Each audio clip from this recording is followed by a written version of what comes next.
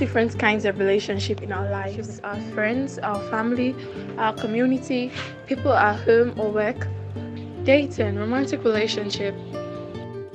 Join us live on Zoom for a discussion on intimacy, marriage, and friendship on the 12th of February 2022, time 12 p.m. to 2 p.m. Everybody participant on this call. It is a pleasure to be here to talk about friendship, marriage, love, relationship, and I hope at the end of today's call that we would have done justice to these topics that were selected for the day. It's not a coincidence that Valentine's close by, so it's good to talk about love in this period. Looking at, for me, there is no fixed answer to most of the questions that we have about relationship and friendship, love and intimacy. What works for one may not work for the other because as individual, so like I said, there's no one formula that works for because we are all unique entities. That it's good to get married when you are an introvert. It's good to get married to an extrovert. Some would say no, marry your kind. We have seen cases where marriages that were highly celebrated and permutations had said they would succeed, they finally broke up in very short time. So there's no one formula for all. I've been in marriage for about 6 years now, and from my little experience, it's been a journey that has been, I would say, to be realistic, it's been mixed. There are good times, there are bad times. There are times that you would think, is it worth it? Do you want to quit? There are sometimes that you would just tell yourself, I thank God I never quitted, that I'm still here. So you are going to have that bumpy ride. Sometimes it will be very smooth. And so just prepare your mind holistically that you are going into that institution that you will never graduate from. A lot of people go to school, all other institutions in the world, you graduate and you get certified at the end. But it's only in marriage that you get your certificate before you enter into it. So that shows you how different and peculiar this union is. I tell people there are so many things to look out for before you go into marriage. If you rush into marriage, you would also rush out. If you are of age, a marriageable age, and you want to go into, sorry that I'm talking so much about marriage. For the single folks, I will still be talking about the things you need to do or the things you need to look out for before you venture into marriage. But mainly, I want to talk about marriage first, because I feel that is what, even the single folks here, you are closer to marriage from the range of people that I think are on this call. You are closer. Thank you. So like we're saying, marriage is a whole lot of journey. Do not rush in, and then you find yourself rushing out. Some persons will say, I made a mistake. He was not supposed to be my husband or my wife. But then it was because you didn't take out time to really assess the person that you are deciding to spend the rest of your life with. That being said, please take note. There is, no matter how we try to study our friends or the people we intend to get married to, you can never know each other holistically, completely. So you can only know to an extent. And then also consider the fact that people can change after marriage. There are a lot of people that say, I've heard couples say, I was married to her. She was never like this. She was very neat when I got married to her. He was very neat. He was accommodative. He's always a listening ear. as I when we got married. But after marriage, I can't find those virtues that I fell in love with. People change. So before you go into marriage, you must have thought to yourself, can I cope with if these virtues that I'm getting that are attracting me to this person, if they are no longer available, peradventure, can I still cope? Can I still stay? So you need just more than what you have seen in the person. You need more than what you have studied, what you have understood the person likes, the do's and the don'ts of the person. You need more than that. You need that extra oil of sustenance.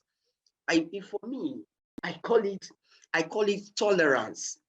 It is one virtue that would always keep your marriage going. And there are some frequently asked questions about marriage that young people need to really study before they go into marriage. A lot of people go into marriage for the wrong reasons. Who are you getting married to? Why is it that it is this person? What do you like about this person? How did you start the relationship with this person? Was it an arranged relationship? Where did you meet this person? What were the incidents surrounding your coming together? What was it parents that decided you should come together? Was it arranged? Or was it a coincidence? There are so many questions that you need to ask yourself. How do you feel about this person at the beginning, before you started being friends with this person? Then how do you feel now after a while that you're friends with this person?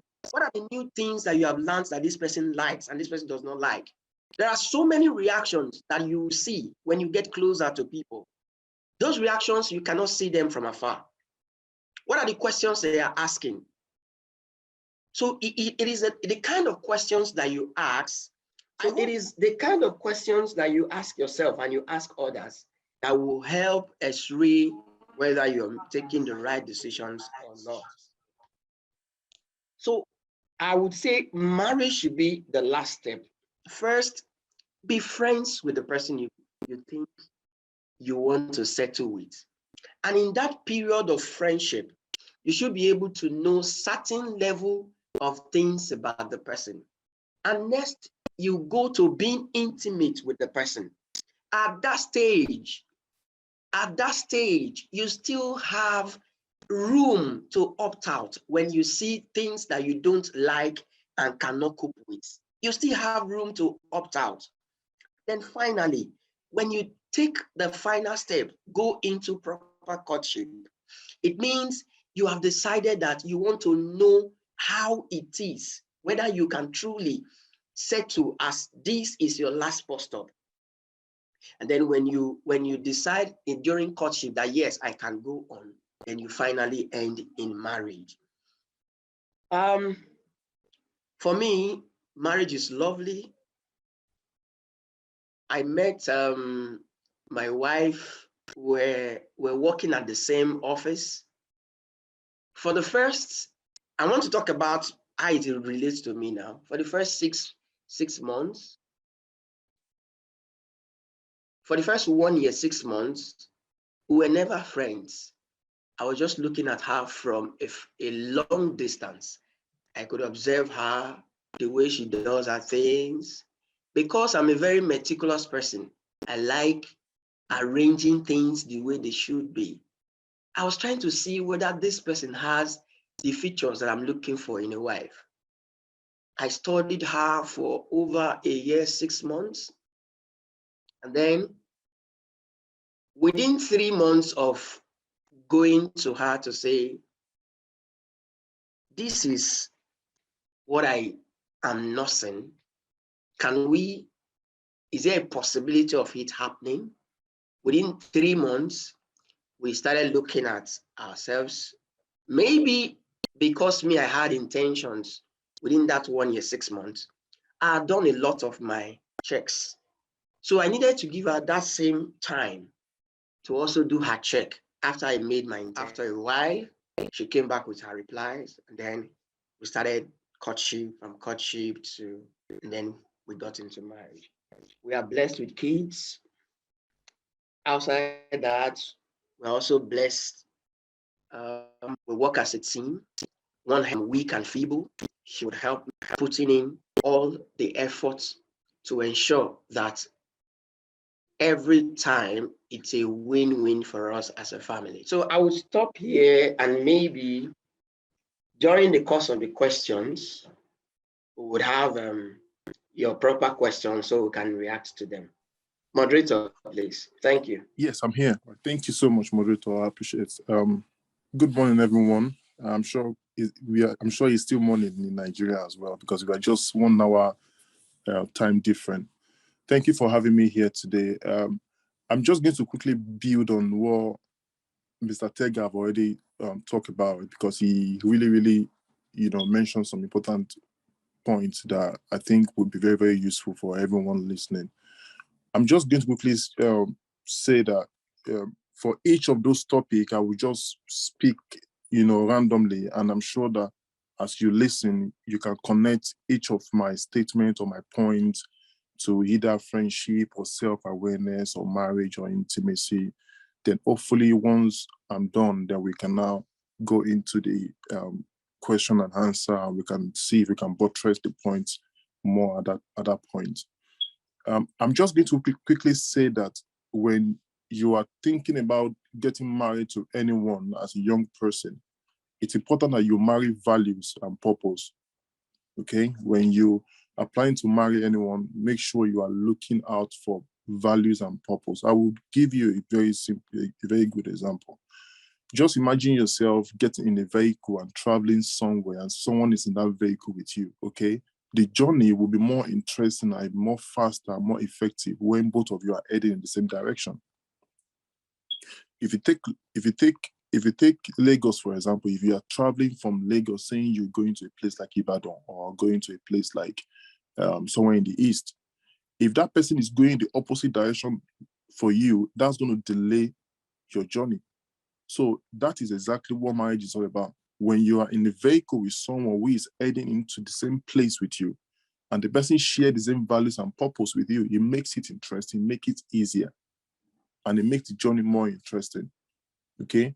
Another point I also want to mention is that I've already said that it's important you marry values and purpose, because many young people, if you check the statistic, there is so many marriages who are, many couples who are going into divorce now, many young children who are left without parents just because the marriage couldn't work. And in reality, you cannot really blame these people, because some of them have, really good reasons why they should go apart. But if you have not gone into it yet, it's important that you take your time, you watch out for values. And when I'm talking about values, I'm talking about some important values like honesty, kindness, forgiveness. So those are really important values you need to watch out for, because in reality, beauty will fade. Handsomeness from the guy will fade. And when you talk about sex, you will be tired of sex. In marriage, you will have enough sex. I'm sure Mr. Tega will agree to what I'm saying, and everyone who is married on this platform would understand what I'm talking about. And like Mr. Tega already mentioned, so there are some points you will wake up and you will ask yourself, have I made the right decision? I recall in 2016 when I traveled to the US to attend the wedding, and the person who was advising the couple, an elderly person, was saying to the couple that marriage is sweet, that for 20 years in his marriage, he has never had any argument with his wife or have any disagreements or fights and all of that. I struggle to believe that, because I believe that is absolutely not possible, because there is no way you will be in it for 20 years without having a disagreement, except you are an absolute bully and you are subduing the woman, not allowing her to be herself. So a lot of time you will fight. It's never a smooth journey, and it will not be. It has never been for anyone, and it will not be, because you know why?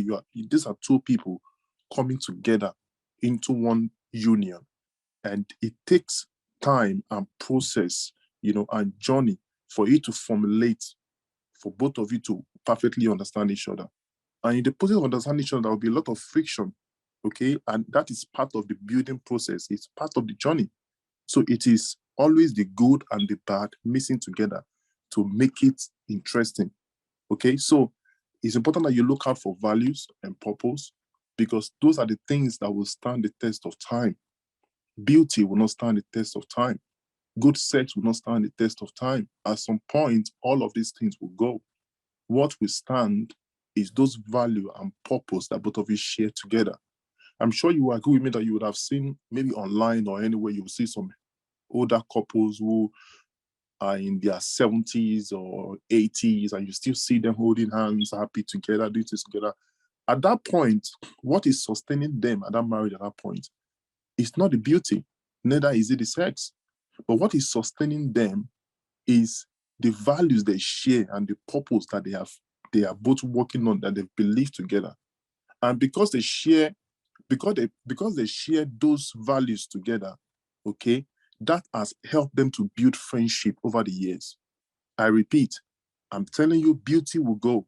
You'll be tired of sex, okay? At some point, and especially when kids comes in, when you have children, that will be the least thing on your agenda. What will be on your agenda will be to care and protect and build, and build the journey, build the life for your family. Okay, so it's very, very important. It's very, very important that you look out for values and purpose. And you hear what Mr. Tega said. He took his time. He said he's very meticulous. Okay, he took his time to watch his wife to be and was observing, because it's a lifetime decision. It's the second most important decision you will make in your life, because it's not a decision you will make and you will walk out of it in 2 years or 3 years time. It's a decision that will stay with you to the rest of your life. You will wake up in the morning, you will turn in your bed, and you will see the same person. Okay, so it's very, very important. So what I was just trying to say is that it's important you watch out for values, okay? Values and purpose. At this point when you are just young, it's important that you take your time, focus on yourself, build a worthy career for yourself. There are so many things you need to check, okay? You need to make sure you tick, your career. You need to make sure you tick and make sure that you put yourself on the path that will give you financial independence, okay? Because when you end up marrying or be with someone, there's a lot that will come on the table that you need to really take care of. So you need to answer those things. You need to sit down and find security within yourself. You need to know what you want. Because if you don't know what you want, you don't even know who to look out for. Okay? If you are confused with yourself, you don't know what you want to do with your life. Of course, I'm not saying you will get it all together from the onset, but you should have an idea of your destination, of what you want to do with your life. Once you have an idea, then it's easy to know who to watch out for. So that when anyone just come your path or come your way, you will know this person does not fit the profile, and you will not be apologetic about it, okay? So, but in all, when either friendship or marriage or anything, what always causes friction in marriage or friendship or anything is lack of honesty and not being able to manage expectation properly. There is a quote by Miles Monroe that says that when purpose is not known, abuse is inevitable. The reason people fall out of marriage, the reason people fall out of friendship, the reason people fall out of relationships or whatever you want to call it, is because there's an abuse. Now, abuse in this case, I'm not saying somebody is beating you or anything. It could be an abuse of time. It could be an abuse of resources. It could be an abuse of information. It could be an abuse, of any sort. Okay, so when purpose is done, abuse is inevitable. So in any relationship at all, it is important for the purpose to be clearly defined. Take for instance, if you meet someone, if your value contradicts certain habit or certain behavior or certain activity, you should let the person know from the onset. Okay, if you have a friend that someone is your friend, there should be clear expectation, because when there is pure expectation and both of you understand what you are expecting from each other, it makes the journey much easier. It makes the journey much easier. I have a formula that have worked for me, over the years, and I call it EPP. It's called endurance, patience, and perseverance. Okay, endurance, patience, and perseverance. So these three things would always apply, in everything you want to do, either in relationship or in marriage or in a friendship. Once you have endurance, it helps you to go through the journey. Once you're able to persevere as well, it helps you to go through the journey. Okay, so that's it. Then the last thing, is EPP, Mrs. Bamboye. It's EPP, is endurance, patience, and perseverance. because you need these three things. You need these three things. I'm telling you, you need them. You have to endure. You have to be patient, and you have to persevere. Okay. And lastly, what I would like to mention is that when you marry people, you don't just marry their beauty, and you don't just marry their values. You marry their life experiences as well. Because before you met the girl or before you met the guy, they have lived life before you met them. And as you go through life experiences, events shapes people. Okay? Events of life shape people. And when people are shaped, they pick values along the way. So when you marry them, you marry all their life experiences and everything. You marry it as well. And these are the end to which when you marry people, these are the other side of marriage that you don't see. Okay, so when you marry people, you marry their life experience as well. And it's in those processes that you are cutting with them, and you begin to filter some of these things and begin to ask yourself if it's something you know you can cope with, if it's something you know you can handle, if it's something you know you want to go into. Okay, so these are very, very important points. But what you need to focus on now, if you're a young person listening to me right now, you need to find yourself. Okay, you need to know exactly what you want. You need to put yourself on a path that would, on a career path that would give you sound and assure financial independence. And once you're able to do that and you are sure of what you want, then it's easy, it's easy for you to look out, for you to know who you are looking out for.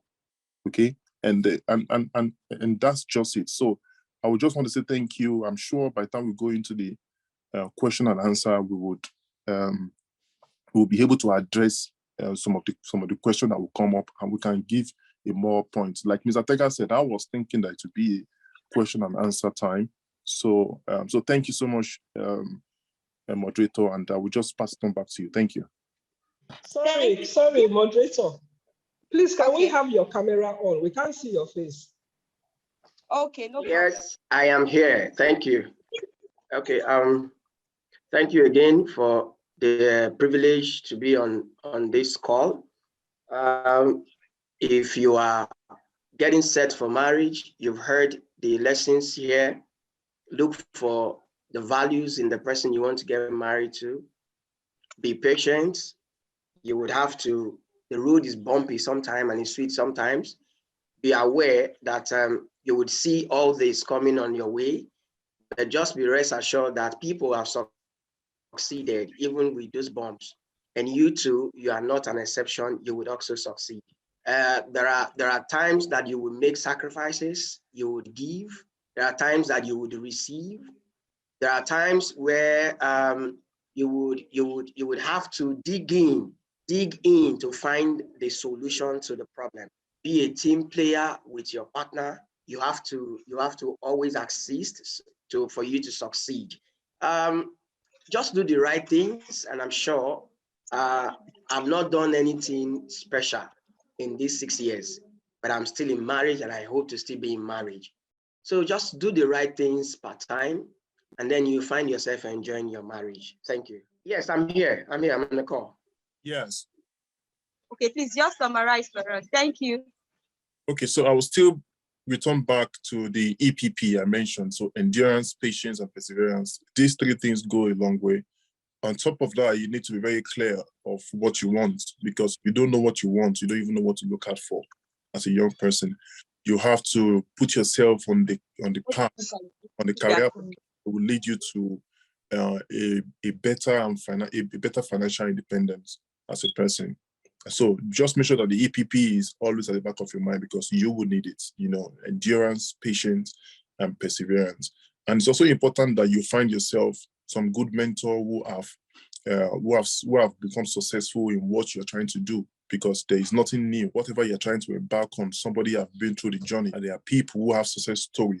Of course, I'm not saying the formula that they've applied might work for you, but there are lessons you can pick from whatever they've done.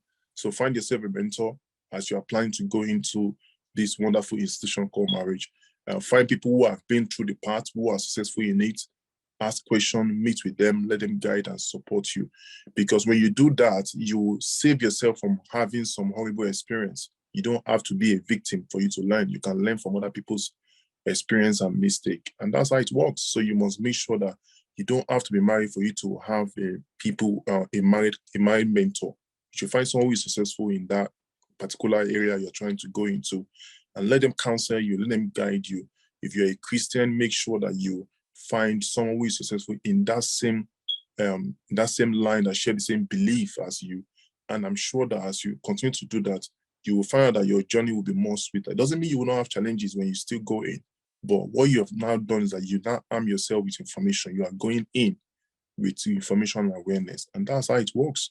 And you find yourself doing 5 years, 10 years, 20 years, and you'll be very happy. Thank you, Mr. Michael. Thank you for coming on the show. Thank you so much. We enjoyed all our speakers today. And this is the section for question and answer.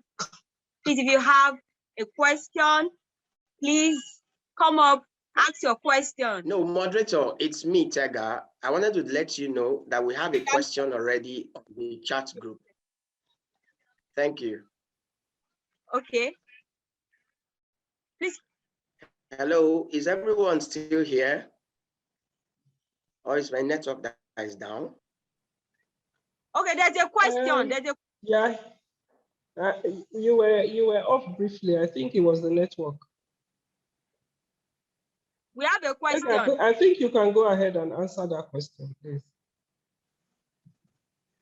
Okay, someone is asking if that he or she is 30 plus and is yet to get the cash flow that guarantees stability. How are we going to advise him or her to go about dating? Or should he wait till the cash comes before he can start dating? Okay, that's from Oga Emmanuel. So I'm going to paint just one small scenario. Sorry, I started planning to go into marriage early in life.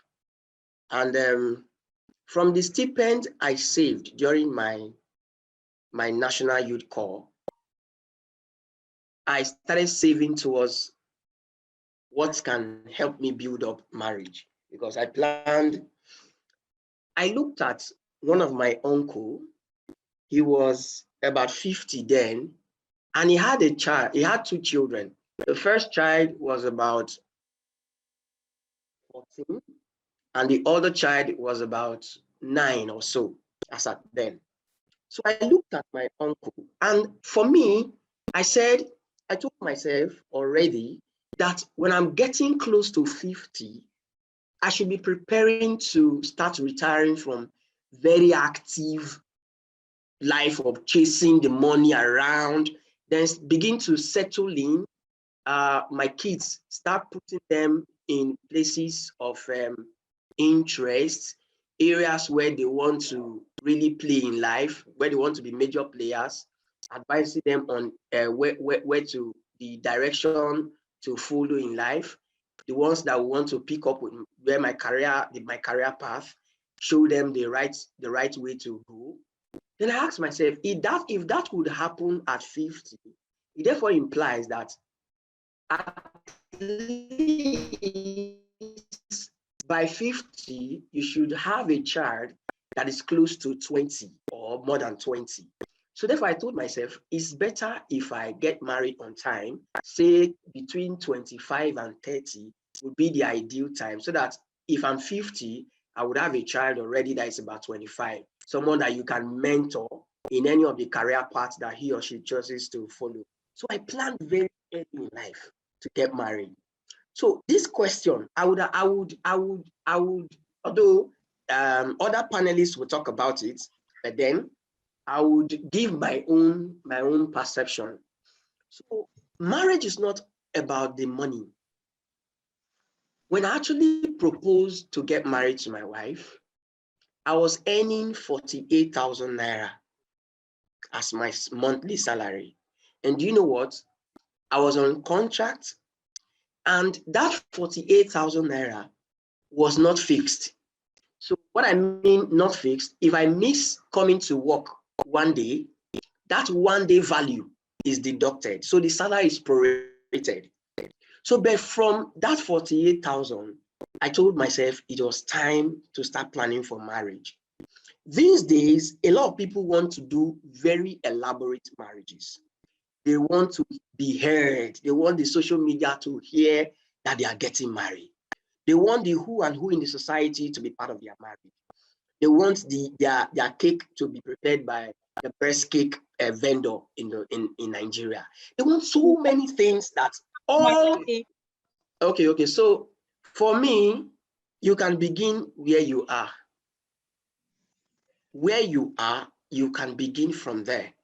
No matter how small, if you are 30 plus, I know you should have something tangible that you are doing. When I mean tangible, you are not just sitting out all day. You have something that you are doing, but you just consider that thing is not big enough for you to start up a family. So what you need to do is, if you have somebody that you think has the value, has the vision of where you are going to in marriage, and you speak to that person, tell the person where you are financially. Do not hide anything about your finances. Tell the person where you are financially.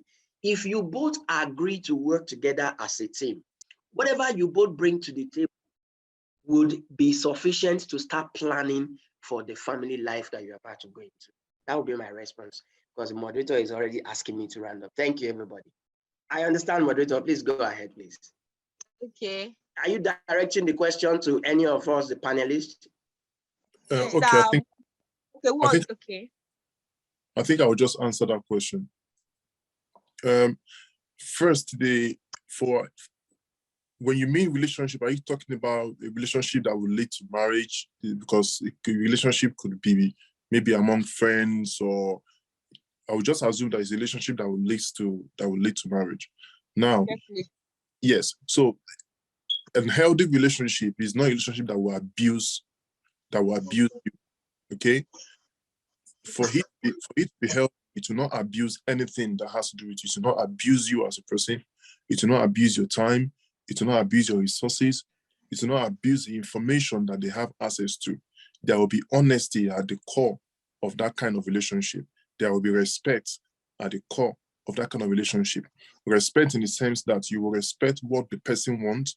You will respect the person's choice. Okay. There will be honesty and respect at the core of that particular healthy relationship. Now, a healthy relationship is a relationship that the expectation is clearly defined. The expectation is clearly defined. If you are a young person, let's say you're in the university, maybe you are in your final year in university, and you have someone you are in a relationship with, the expectation must be clear. You know, you don't want your body to be touched until you are certain that this person, you want to be married to the person, or the person is taken to the altar. That kind of expectation must be clearly defined. There must be boundaries, okay? That boundaries must be clearly drawn, must be clearly defined. Both of you must know the line you must not cross. There is another thing that causes a lot of pressure in relationship is that once you are dating someone, you think the person is financially liable to take care of you. Any gift or anything you do it as an act of gesture, act of love. There is no mandatory, you are not under obligation to do any of such. Those kind of expectations must be clearly defined, because these are the things that put peer pressure on young people. Okay, once all of this is clear, there is a clear expectation from the two ends, then you can now say the relationship is healthy, because it is what you practice at that point that you will take and sustain into marriage. But at that point, when you have that relationship, there is honesty in it, there is respect for boundary, there is no abuse of information or body or anything. When you go into marriage, you sustain that, you take that on, and that's how it works. So, a healthy relationship that has respect, that has honesty, that understand boundaries, that expectation is clearly defined. So I don't know if Mr. Tega want to add anything to that. I'm sure Mr. Mike have done justice to that definition of what a healthy relationship is. Clear definition of the boundary. You know, in some relationship, people say it is said to be negligence on your part. Maybe you are supposed to call according to their definition 5 times per day, and maybe you call 3 times. It is regarded as negligence on your part. So there are these very little things that people may not look at for, but when you fully define them at the beginning of the relationship, it will help you to stay healthy in that relationship. I think that's Mr. Mikey has done justice to it. Yes, I have a question. Your name? Good afternoon. I have a question. My question is, From Ma, your name and where you're calling from? okay, I'm Jennifer, calling from Lagos. I have a question on young people relationship. What do our panelists have to say about young people getting into a relationship, about the responsibilities and intimacy levels? We're talking about 18 downward, from 18, 19, 20 downward, Okay. Upward rather. Second, before you go in, I think she mentioned 2 points there that we need to really focus on. She's talked about responsibility and intimacy level. Okay, so as you are answering that question, try and address that. She said responsibility and intimacy. When I said intimacy level, that is when a young person is getting a relationship, what do adults or people like you think their intimacy level should be on? Then when I said responsibility, that means emotional responsibility. Like, what should you get ready for when you're getting into a relationship at such age? Thank you, moderator. 18 years and above. So I would put 18 as the landmark because she specifically said 18 and above. So at 18, if we're all part of the presentation from the beginning, at 18, we are trying to build our own careers, build, sorry, I'm saying this because of the space where we are, Africa to be specific, and then Nigeria, because in the Western world, at 18, there are so many things that government, so many provisions that government would have made that back home here in Africa, you would have to like get some of those provisions made by yourself or parents. So in this space, I think at 18, like we said in the beginning of the presentation, you should be trying to build value, core values of your life. You already been doing that. Maybe you would be in the university, or you're just planning to gain entrance into the university. Then you are trying to look at your life and say, okay, in all these professions ahead of me, where do I want to major? What skill set do I have that would make me sellable in the future? Or do I want to settle into business? What do I want to do? At this time of your life, what should really be your focus would be that aspect. Then it's not out of place to have friends, good friends that you are close to, or how do you put it? It's not out of place to have good friends. Then at this age and at this time, you may begin to get, as a woman, you may begin to get hits or advances, let's put it that way, from older male friends who may now start asking you out for a relationship. Now, let's drag it down to the next item, which is responsibility. I feel no matter your age or no matter the kind of friendship that you're into, there is one key thing that we must put into practice. I call it, in my own term, empathy.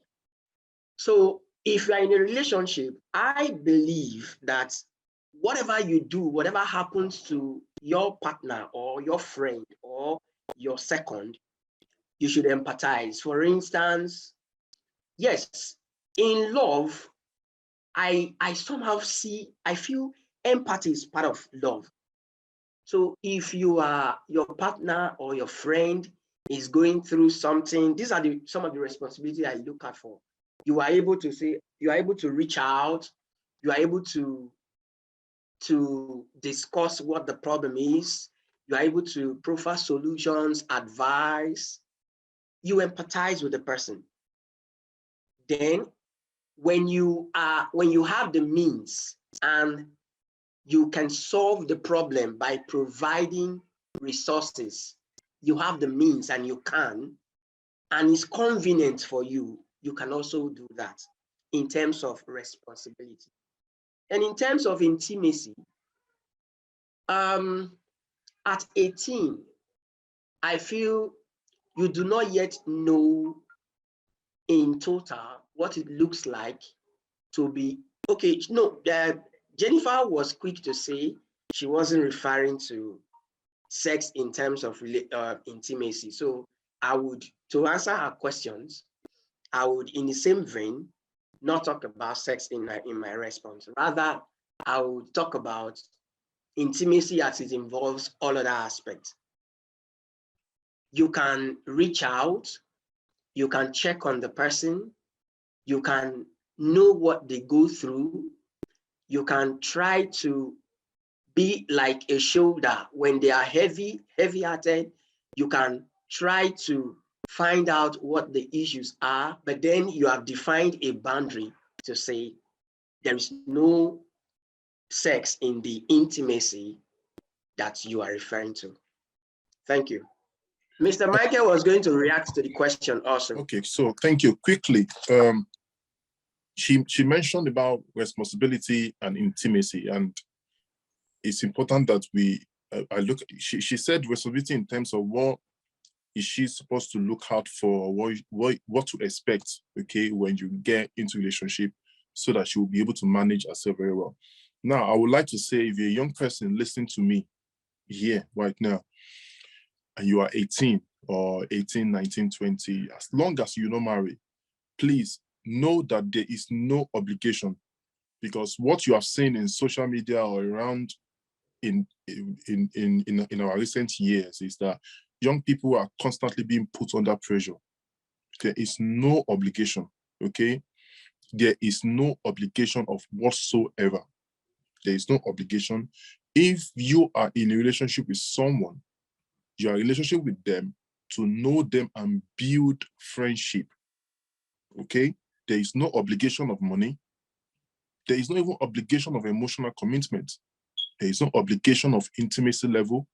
There is no obligation of whatsoever, because you need to understand that when you listen to even the music that is being played on social media or the music going around being produced around the world, 90% of the music is about heartbreak, and many young people are being left emotionally damaged, and they carry that damage into marriage. And when that continues, it leads to divorce, and the cycle keep going on and on. So if you're listening to me right now, you're a young person, now is the time for you to address it. There is no obligation of money. You are not under any obligation of emotional commitment or time. If you choose to commit your emotion, let's say, for example, let's say maybe your boyfriend, you are 19 and your boyfriend is going through academic stress. Let me put it that way. Maybe he just failed an exam and he needed to prepare to sit for the exam again, and he's down and he needed to talk to you and you want to encourage him. You can do all of that, but you have to be careful, because when people are experiencing extreme emotion, a lot of errors happen at that point. When you're extremely happy or when you're extremely sad, at the extreme end of the spectrum of emotion, you can make a lot of blunder. Take, for instance, if your boyfriend is preparing to resit his exam and you decide to go and visit him in his hostel and you're trying to console him and tell him everything will be fine. At that point, you both begin to hug and tell him it's all right, it's fine. It can lead to kissing, it can lead to smooshing, it can lead to touching.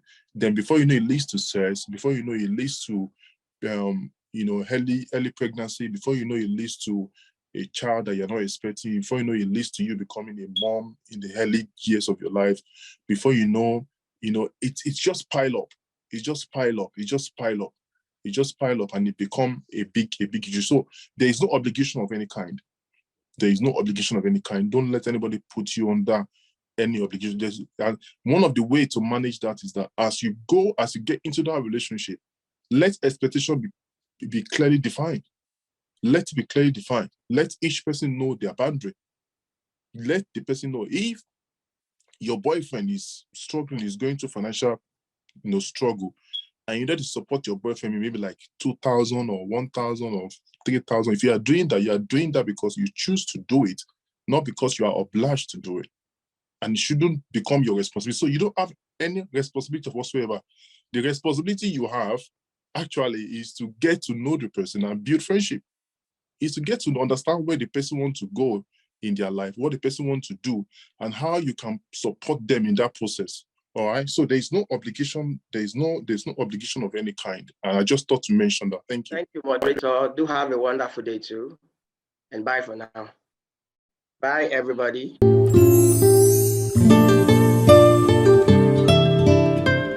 We have different kinds of relationship in our lives: our friends, our family, our community, people at home or work, dating, romantic relationship. Join us live on Zoom for a discussion on intimacy, marriage, and friendship on the 12th of February 2022, time 12 p.m. to 2 p.m.